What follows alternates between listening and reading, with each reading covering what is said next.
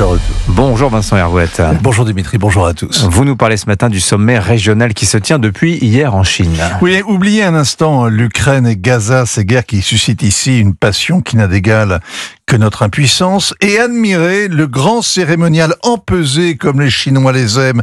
C'est moins hystérique que le show permanent de Donald Trump, c'est moins glamour que le spectacle des amitiés surjouées auxquelles se livrent les dirigeants européens, embrassades, claques dans le dos et regardez comme ils s'aiment.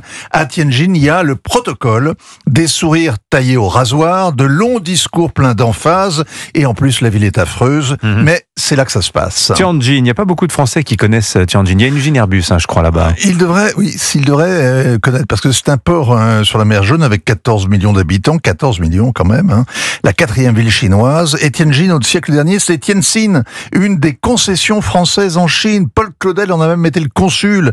Il y a eu un massacre de religieuses françaises, des filles de la charité, c'était en 1870.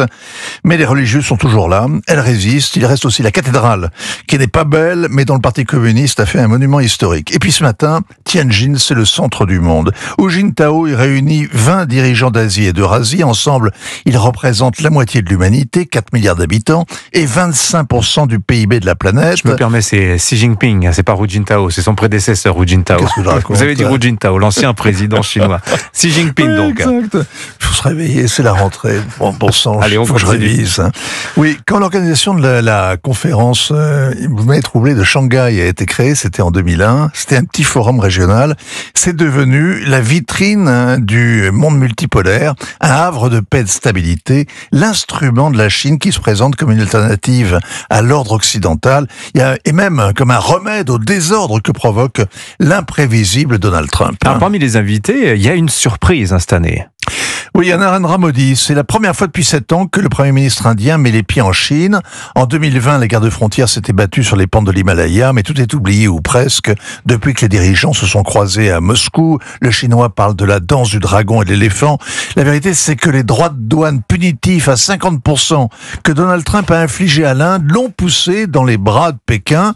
Et c'est pour que Washington y réfléchisse sans doute que Modi est à Tianjin aujourd'hui.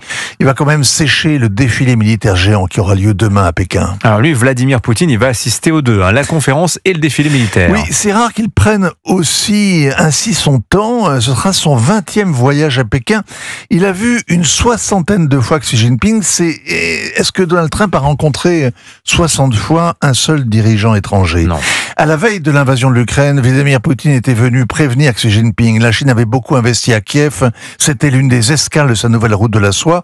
Et l'alliance stratégique sino-russe a tenu et s'est même renforcée depuis 3 ans. Les Européens qui prédisaient que Pékin allait lâcher Moscou se sont illusionnés. Les Chinois accusent au contraire les Occidentaux d'entretenir la guerre. Mais en réalité, ils se réjouissent qu'elle dure. Ils ont les mains libres en Asie. L'équipe Trump s'imaginait faire du Kissinger à l'envers, faire ami-ami avec la Russie pour la détacher de la Chine et affaiblir celle-ci. Et visiblement, ça ne marche pas. C'est même le contraire. Plus les relations entre Pékin et Moscou et Washington, entre Pékin et Washington seront mauvaises, et bien plus la Russie sera courtisée. Et Vladimir Poutine foulera le tapis rouge avec les militaires en tenue d'apparat au garde à vous, aussi bien à Tianjin qu'à Anchorage. Oui, signature Europe 1, Vincent Hervouette. Merci beaucoup Vincent. Il est 8h moins le quart.